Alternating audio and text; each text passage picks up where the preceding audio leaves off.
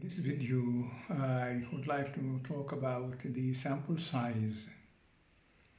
Calculation of the sample size is a difficult issue. It's complicated and it causes a lot of problems.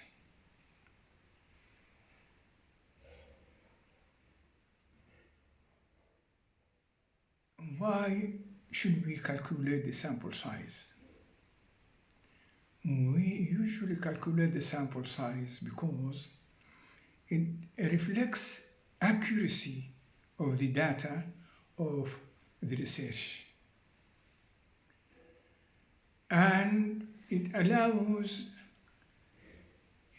writing a precise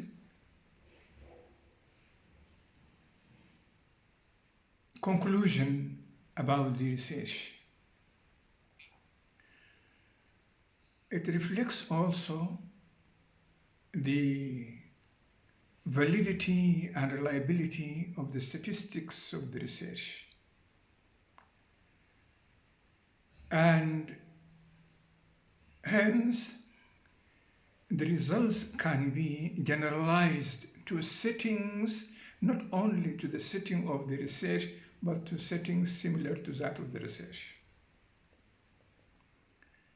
In fact, if you have chosen a small sample size, it might not reflect the reality. And if we elected to choose a big size, it might waste resources, efforts, and time.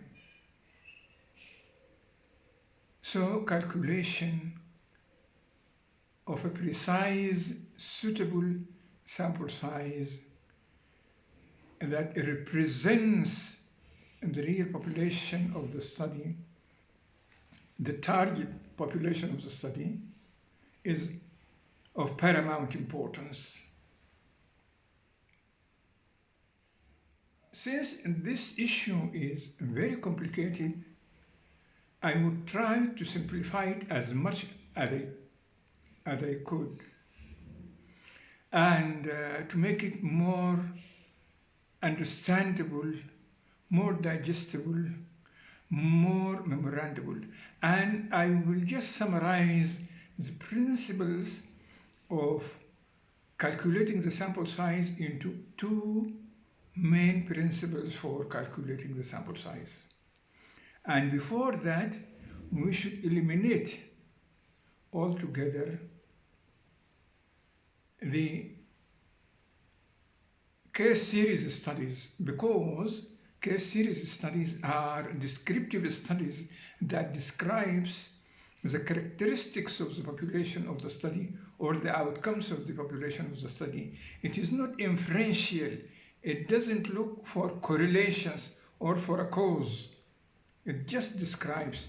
And so it is just accumulation of cases and it doesn't require a sample size. Now we should, by definition, eliminate case series. And all the rest of the types of research and designs of research will remain with us. Now let us talk about the two main principles, only two main principles for calculating the sample size. These principles depend on the objectives of the research and or the outcomes of the research. And the second principle is that it depends on setting a set of factors, in fact, 3 factors, and I will talk to that after a while. Now, basing the calculation of sample size on the study objectives and or outcomes, let us talk with examples to make things easy. If we take an example, outcomes of laparoscopic versus open cholecystectomy in all patients, in elderly patients amid war in Sudan cohort study. If we ask ourselves, what are the objectives of this study? It will be a comparison of groups, of the laparoscopic group and the open cholecystectomy group.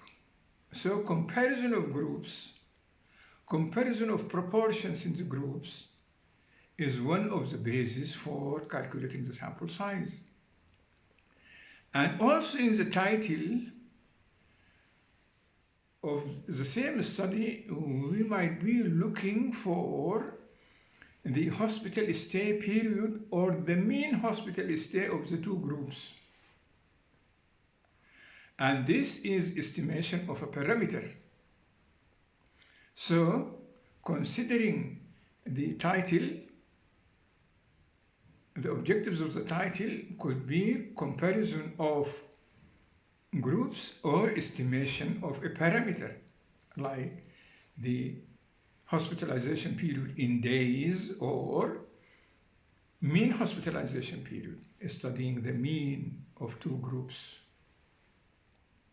And if we look at the outcomes of the research, the outcomes are usually proportions in the form of categorical data.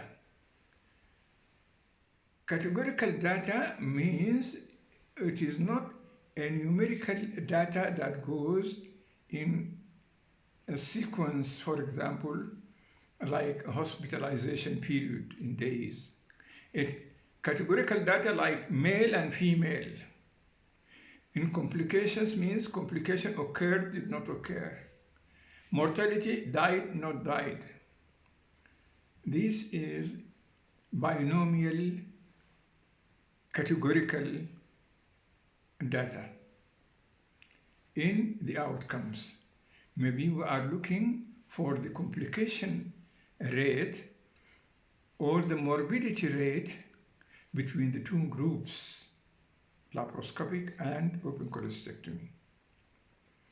Or in the outcomes, we may look for a continuous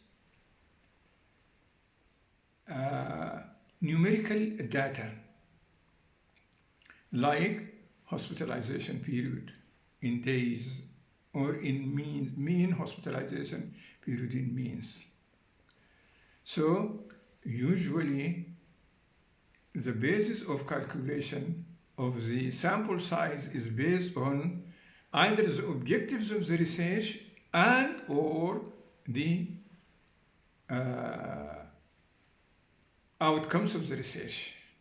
This is one principle, and the second principle, as I said, we insert 3 parameters, and these 3 parameters, 2 of them are widely known. Number 1 is the statistical level, the level of statistics, which is usually taken as 0.05. And the other one is the statistical power, which is usually also taken as 80%. I will talk about them after a while. And the third is the effect size. I will explain it. The effect size is the amount, it is the magnitude of the difference in the two groups. This is how we calculate the basis for calculation of the sample size. And let us talk by examples to make this difficult issue a little bit easier, digestible, understandable, and memorable. As I said, the importance of the sample size is to ensure accuracy and precision of the results, of the conclusion. It will be precise and the data will be accurate if the sample size is accurate, and ensures the statistical validity and reliability. So if it will test what it needs to test exactly, and if the study has been repeated under the same conditions, it will yield the same results. and it ensures generalizability not only in the setting of the research itself, but in other similar settings. The results can be applicable and generalizable. And also it makes resources efficient, meaning that if we use a small sample size, the result might not be real. And if we use a big sample size, probably we are going to lose efforts, and we lose resources and energy and lots of things. I said from the start we have to eliminate case series because it is purely descriptive study, and it is based on the clinical features of a cumulative number of cases, consecutive patients, and do not test any hypothesis. It doesn't test any relationship, and it do not require any sort of formula or equation to calculate a size for the study, sample size for the study. But the case series are important because they are the base for future studies. Usually, they set questions for future studies, and they set values or parameters for future studies. Anyhow, we are going to eliminate case series, and we talk about the others. And now, I said the two simple principles for calculating the sample size depends on the study objectives or outcomes, or the outcomes. And the second principle is setting certain factors. The objectives of the study, as the example I have just said about comparison of laparoscopic and open cholecystectomy in elderly mid-war in Sudan cohort study, it compares two groups. So comparison of groups is a basis for calculating sample size. Or estimating a parameter, and I said the parameter like the continuous data of hospitalization period in days in the two groups, we compare them, or the means in the two groups. And the same when we look in the outcomes, we will find categorical data or continuous data in the outcomes. The categorical data like the proportions, like the complication rates, and like the mortality rates. And the continuous data like hospitalization period, like estimation of C-reactive protein, for example, estimating a parameter in the objective, estimating a parameter, for example, for infection, estimating C-reactive protein in acute appendicitis or any other inflammatory disease. Or we take the means and we compare means. This is one, I said, principle for calculating the sample size. And the second principle is to use a set of three values, and these are the significance level which all of you know. It is usually considered equal or less than 0.05. And the power is usually taken, and it was considered by statisticians to be 80% and above. It could be 80, it could be 90%. And the effect size. Now let me talk about this 0.05 and 0.8. If we take 1 equivalent to 100%, half this one means 0.5 equivalent to 50%. Therefore, 0.05 will equivalent to 5%. And when we say significance equal to or less than 0.05 means the level of significance is equal or less than 5%. 5% probability of finding a difference that is the threshold to negate or to reject the null hypothesis. The null hypothesis says there is no difference between groups, no difference in complication rates, no difference in mortalities, no difference in this and that. Things are similar. But when we set a significance level 0.05, and it is a threshold to reject the null hypothesis, means we are going to accept the alternate hypothesis, which is there is a statistical difference which is not due to chance only. It's not due to chance. The same thing, when we say statistical power 80%, it is equivalent to 0.8. When we say 1 equivalent to 100, 0.8 will be equivalent to 80%. 1 equivalent to 100%. 0.8 will be equivalent to 80%. 0.5 will be equivalent to 50%. 0.05 will be equivalent to 5%. So the statistical power is usually considered by researchers, has been agreed upon. Let us take it at that. It has been agreed upon by researchers that the power of finding of the probability of a difference which is not related to chance is 80%. However, the effect size is the magnitude of this difference. When we are speaking about calculating the normal size, the sample size, we are looking for magnitudes. We are looking for size for calculation. And the effect size is the magnitude. It is a method for calculating the magnitude of minimum meaningful difference. And let us talk with examples to understand this complicated issue. We said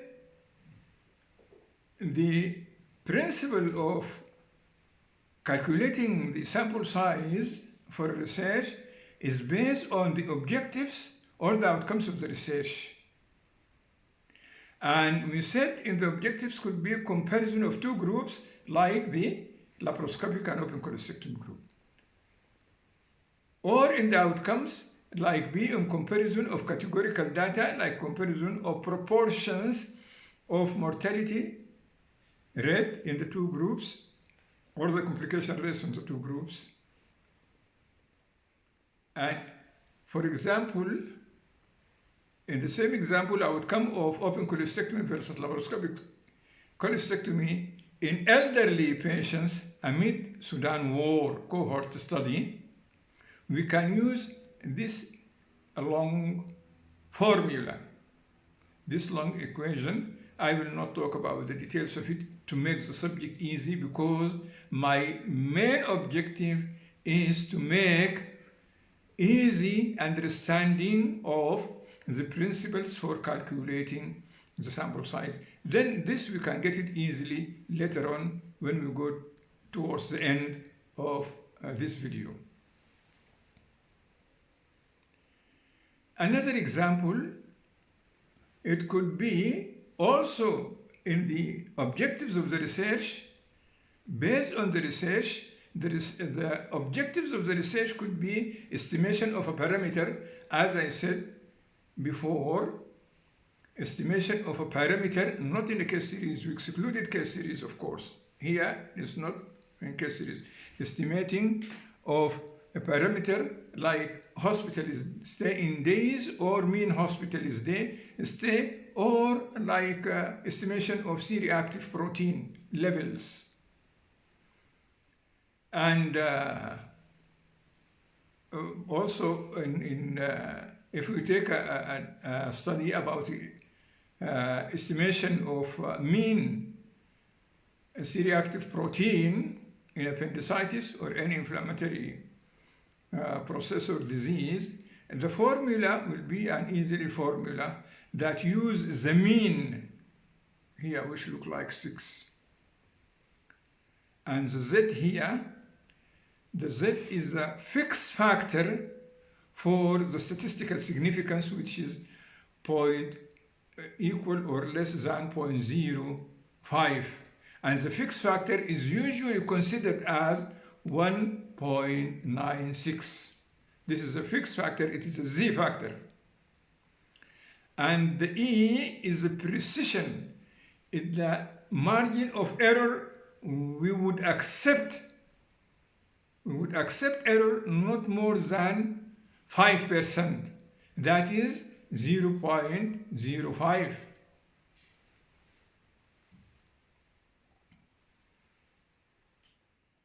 So, as I said, the other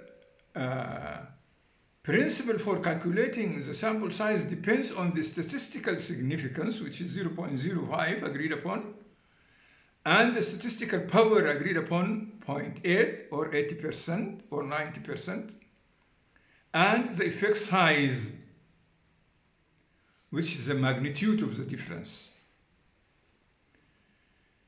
These three things, the statistical significance, the statistical power, and effect size, are essential, are important for calculating sample size in inferential research.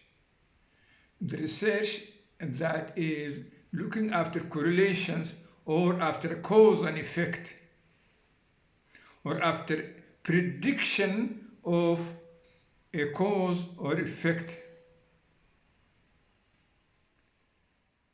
استنتاج, inferential research, especially in group comparisons, in randomized control trials, in quasi-experimental research, in cohort study, in case control, and in cross-sectional studies.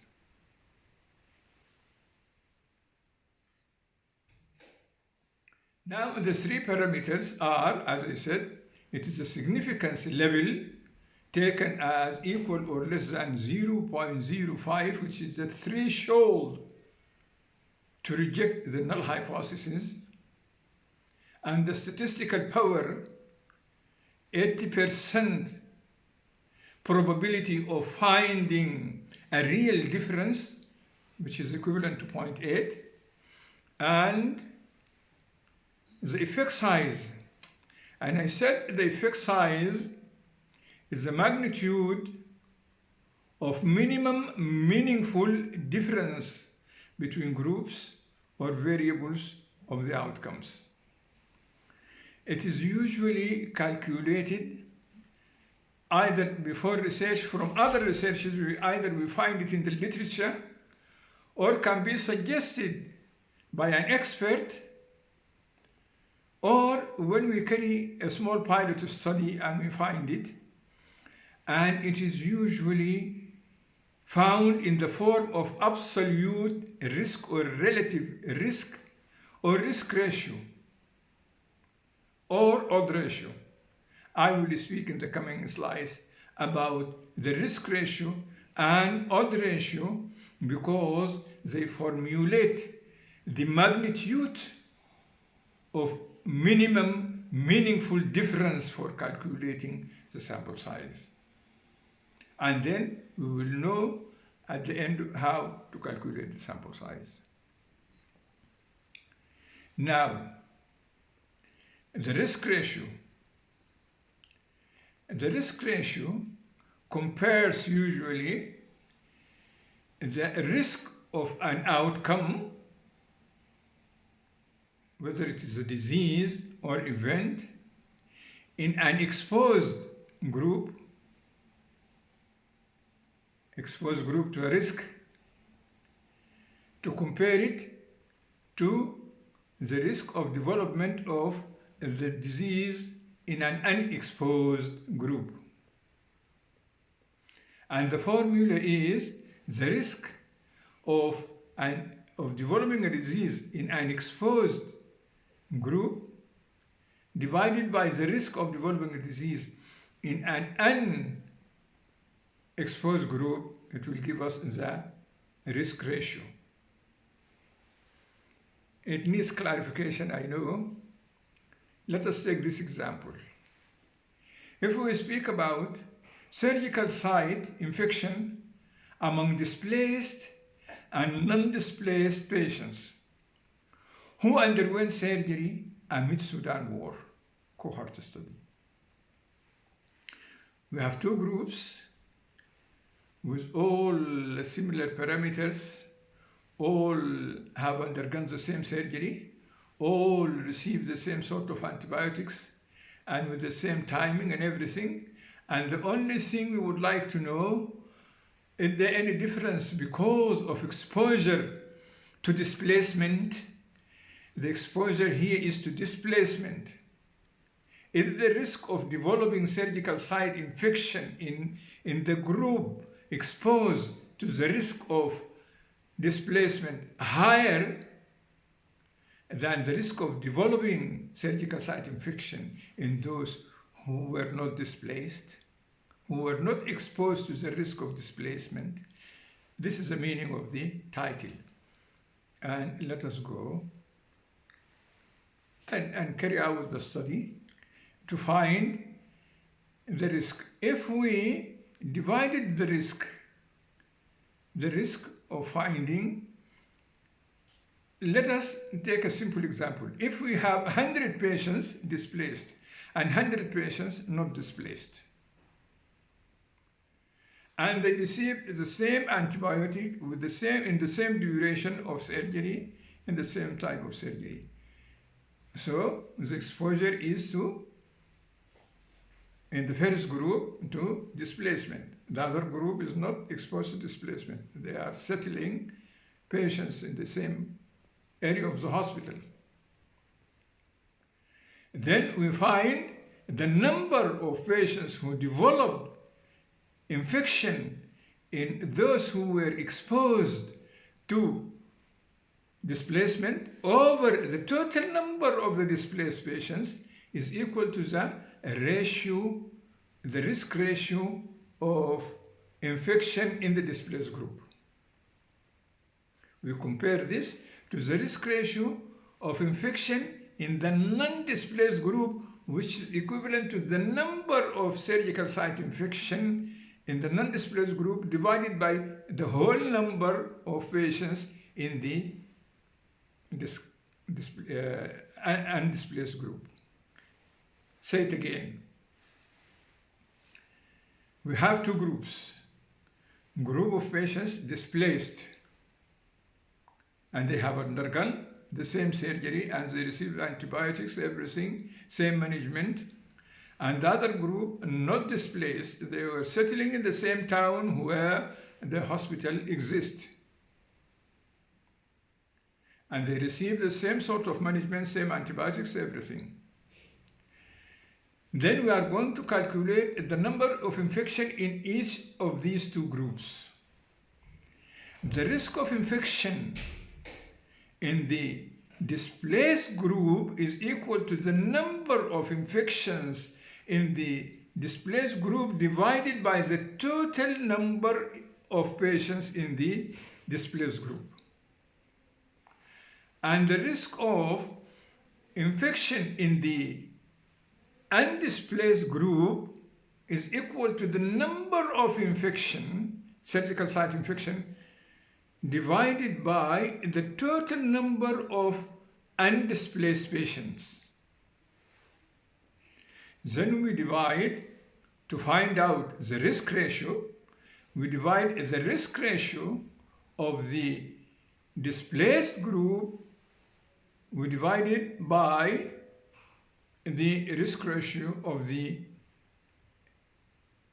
undisplaced group to find the risk ratio. If this division, if the result is 1, there is no difference in risk. If we look at this equation, if the difference is 1, the risk of an exposed group to the risk of surgical site infection of the exposed group to displacement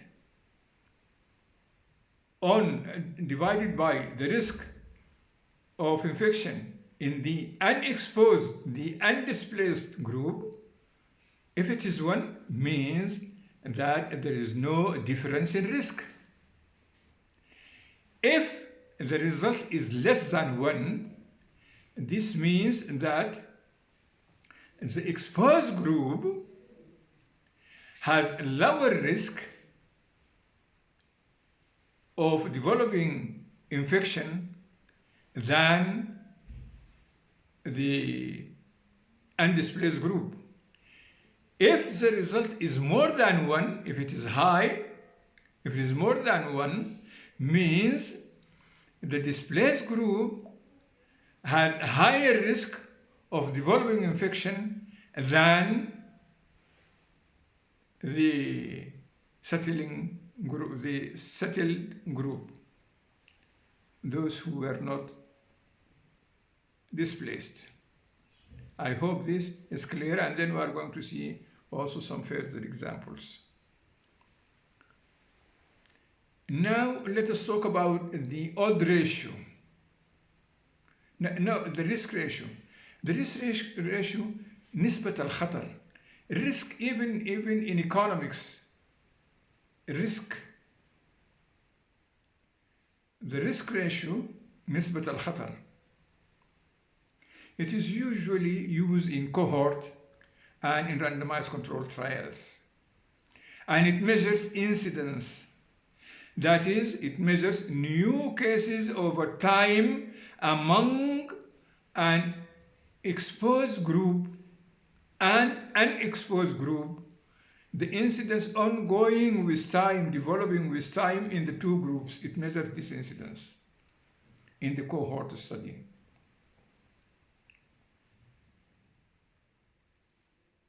Let us take an example. Surgical site infection in patients receiving prophylactic antibiotic versus postoperative antibiotic during surgery amid a Sudan war cohort study also. Now this title is speaking about the surgical site infection in patients receiving prophylactic. The exposure here is for prophylaxis. The exposure for prophylaxis. The risk of surgical site infections in those who are exposed to the risk, which is prophylaxis, compared to those who receive post-operative antibiotics for their surgery amid Sudan war cohort study. And let us see some figures.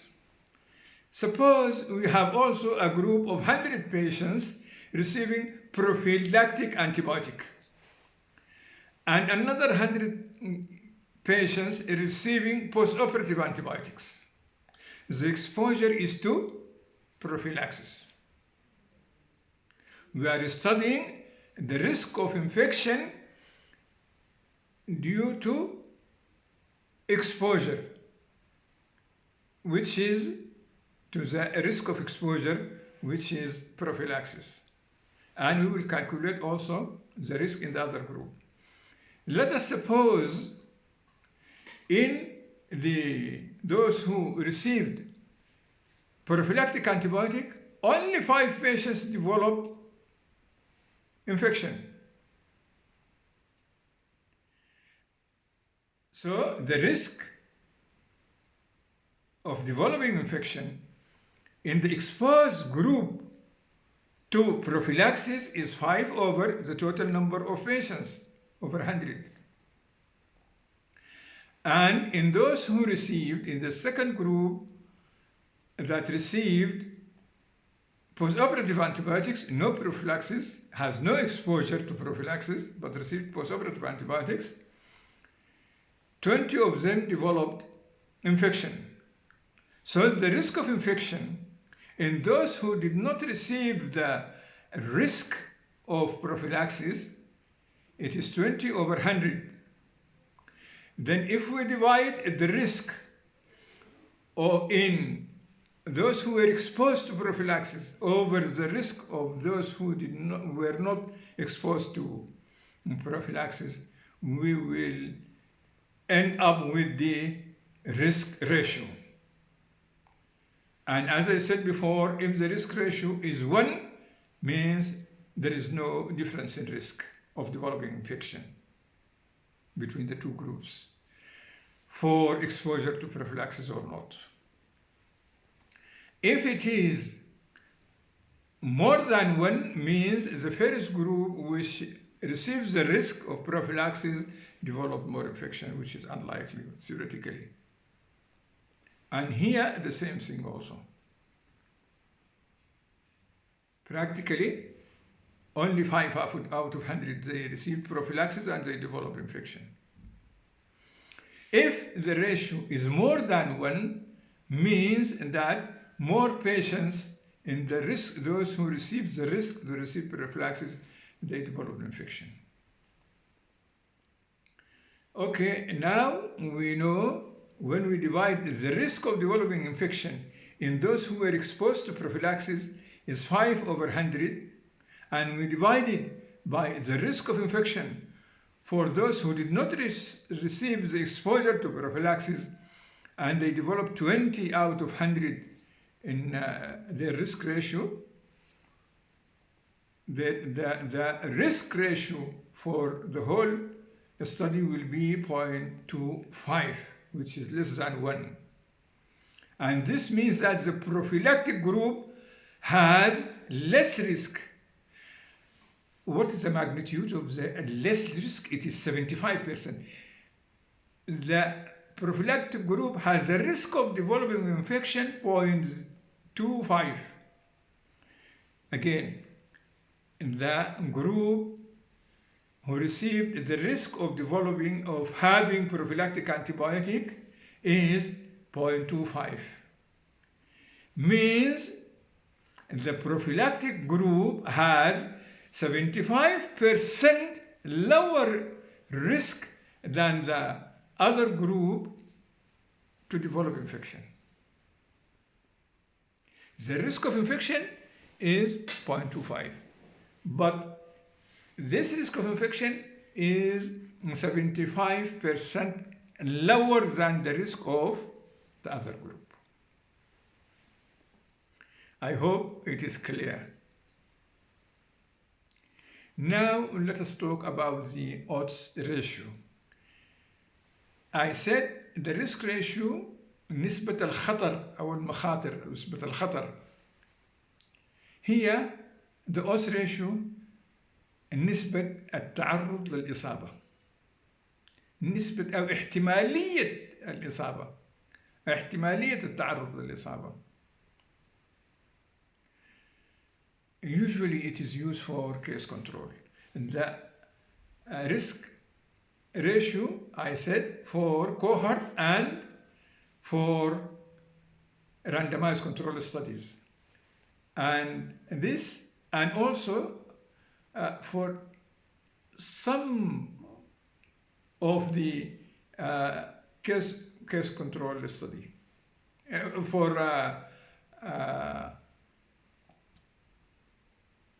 It is for randomized control studies and for cohort studies, and this one for case control studies. The risk ratio can be used also for cross-sectional, some of the cross-sectional, and here some of the cross-sectional can be used in the odds ratio. نسبة التعرض أو احتمالية التعرض للإصابة. And it is calculated in a different way. This time things are divided by the number of patients who did not develop the disease, not the whole number of patients. And let us see the example. If we take a question of a study, is delayed appendicectomy delay from starting the commencement of the symptoms to the time of surgery? Is delayed appendicectomy, delayed operation, associated with higher odds, نسبة أعلى للتعرض للإصابة, higher odds for appendicular rupture? Case control study. Now we are speaking about case control, which we did not involve in the risk ratio.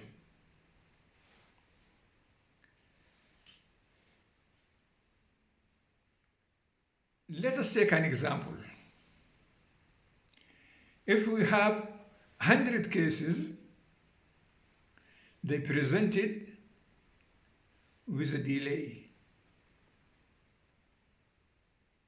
and their operation was delayed, and 70 of them, 70 out of 100, developed, when they were operated, they found a ruptured appendix. So their odds ratio, نسبة تعرضهم للإصابة، احتمالية تعرضهم للإصابة, it is 70 rupture over those who did not rupture. 30. The total number is 100. The odd ratio will be those who ruptured over those who did not rupture their appendix. 70 over 30 means the odd ratio is 2.33. I hope this is clear. Let us repeat it in the other group, which is a control group. This is a group who came from home and was operated without delay. Once they arrived, they prepared the patient, they did the investigations, and then took them for surgery. There were 200 patients, but they found in those 200 patients, 50 of them have ruptured appendix. What is the odds ratio for these controls, which were not delayed? Their surgery was not delayed. It is equivalent to the number of ruptures divided by the number of not ruptured. How many not ruptured? 150. 50 ruptured out of 200 means 150 did not rupture their appendix. So the odd ratio for this group is 50 over 150, which is equivalent to 0.33. Now, if you want to calculate the odd ratio, we divide the odd ratio of the cases by the odd ratio of the controls. If we divide 2.33 over 0.033, the resultant will be 7. Means that the cases have 7 times risk of rupturing their appendix than the control group. And let us see it here. The odd ratio, when we divide the odd ratio of the cases over the odd ratio of the controls, we get 7. The odd ratio is 7, means the cases with rupture had 7 times higher odd ratio of delay in surgery. Because here the problem is delay in surgery. They have 7 times higher odds. نسبة التعرض أعلى 7 مرات.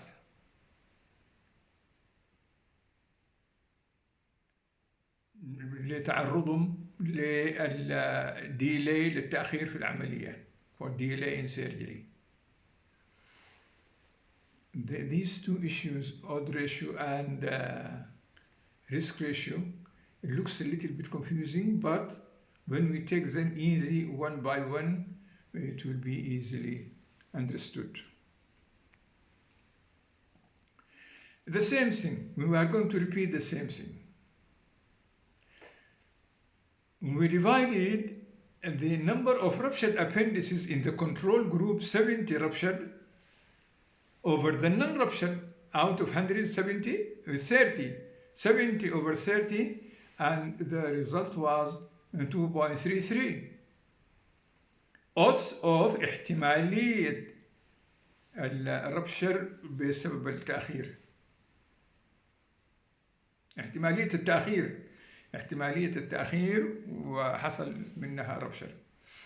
طيب the odds for delayed surgery in the controls, only 50 out of 150, out of 200 they ruptured their appendix, means we are going to divide those who ruptured the 50 over those who did not rupture.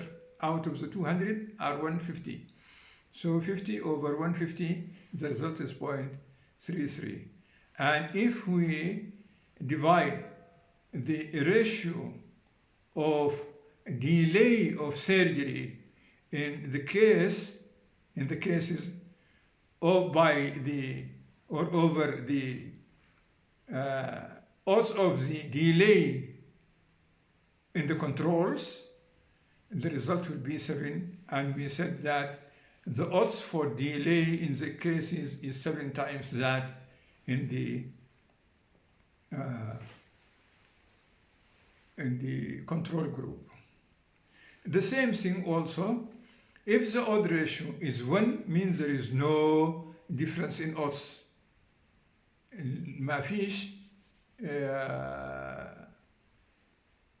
اختلاف في احتمالية التأخير يسبب أي حاجة. And the odd ratio, if it is less than 1, lower odds in the first group, اللي هو in the exposed group, and those who were delayed in the delayed group, means there is lower odds if it is less than 1. And if it is more than 1, means there is higher odds in the first group, which are delayed.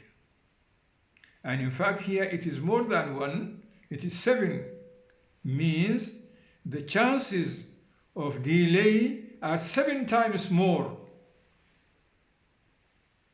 in the first group with delay compared to the second group without delay.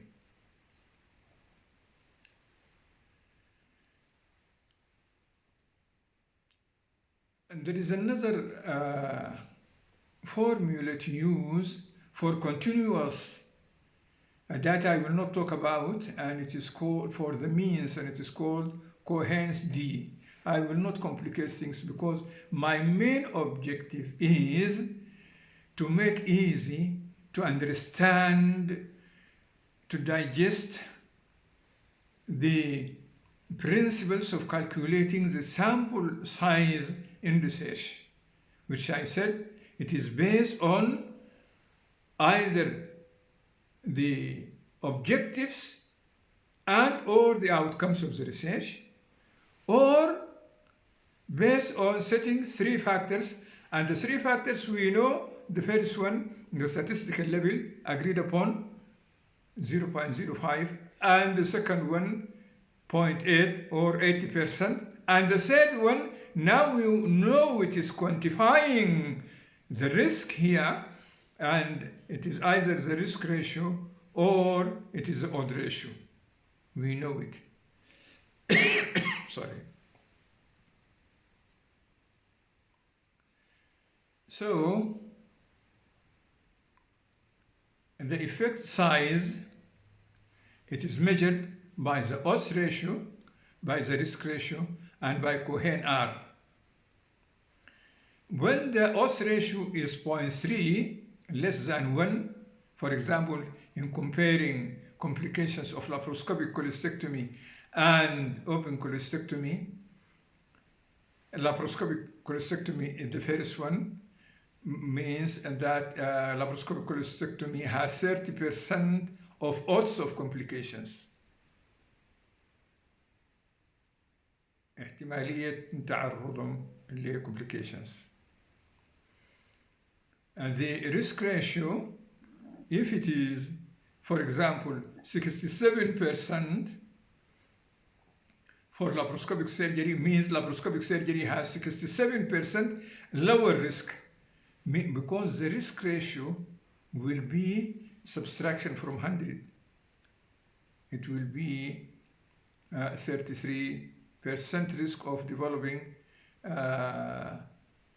complications, for example, in laparoscopic cholecystectomy, which is less than 1.33, less than 1, means it has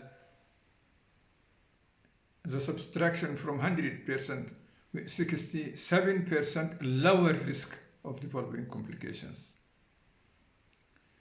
And for Cohen, usually it is also in the odds ratio, and the risk is always considered as a small risk or medium-sized risk or a large risk.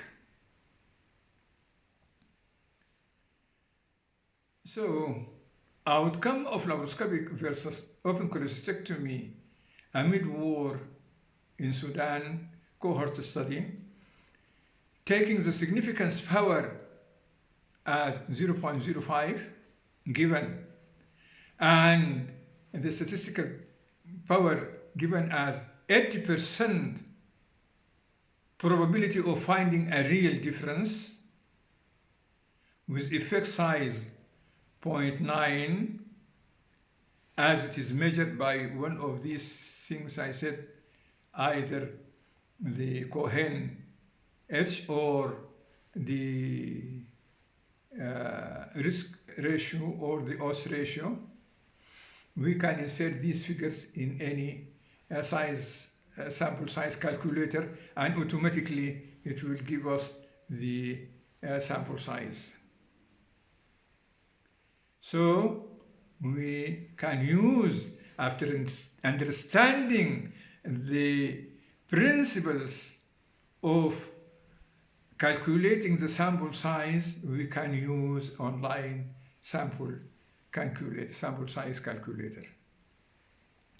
Usually, there are several sample size calculators in the internet. I found about 2 of them open source can be used, and the others probably they need some subtraction or something. Anyhow, in the Goose calculator, usually they ask about the confidence level, and the confidence level, it is 95% for a statistical significance of 0.05. This is fixed, given like that. Usually for a statistical significance of 0.05, the confidence level is 95%. And the fixed factor is 1.96. These are fixed factors. Now, the margin of error means the minimum amount of error that we can tolerate, we can accept, is 5%. Means, in the calculation, we'll introduce it as 0.05. It is 5% equivalent to 0.05. And the proportion, usually if we do not know the proportion, we should look for proportions when we are studying proportions in research. We look for proportions in previous research. If it is found, it's okay, or it can be suggested by an expert person or from a pilot study. Or if you do know it, you do not know it, you just use 50%.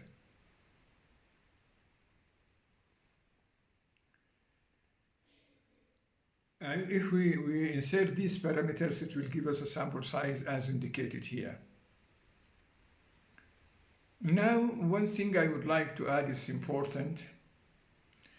Usually consult an expert and a statistician before giving the statistician the data for a statistical analysis. We know that most of the registrars take their statistical data to a statistician for analysis. But if they consult, they better consult a statistician who has got knowledge about medical research, not just a general statistician. Because there is a big difference between statistical significance found in statistics and practical significance.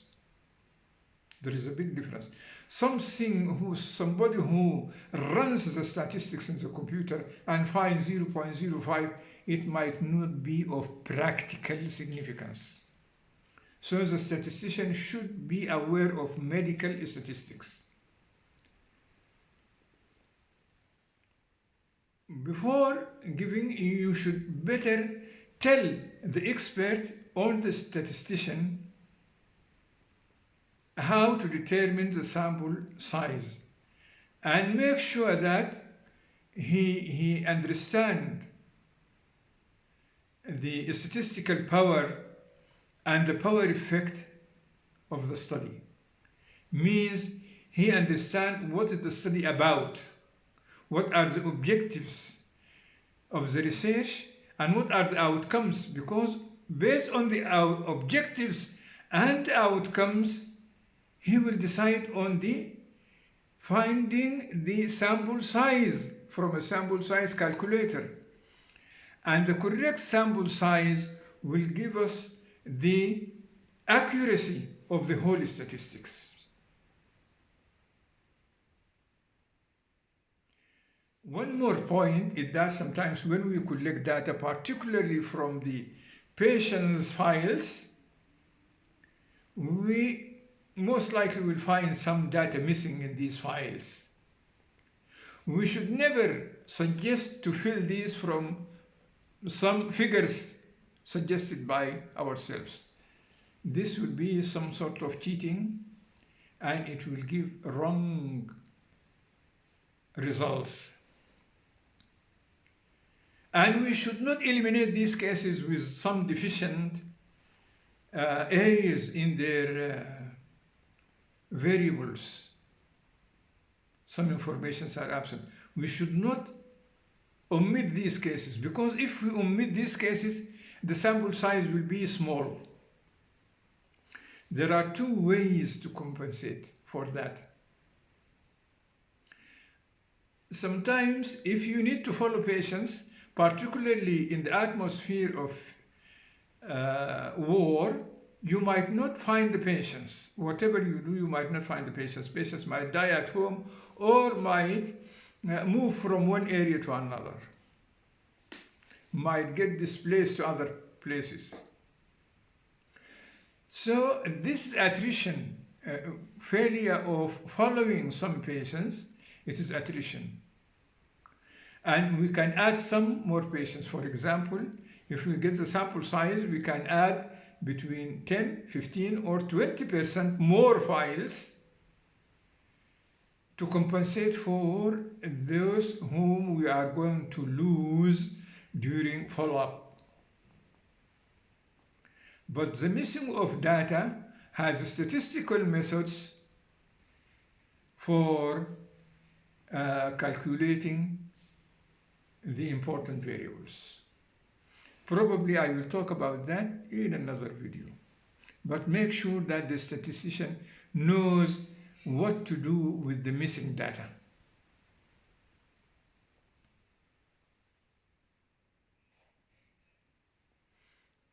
After discussing these points with the statistics, then he can start feeding the computer with the statistical program with the data and run the statistical analysis.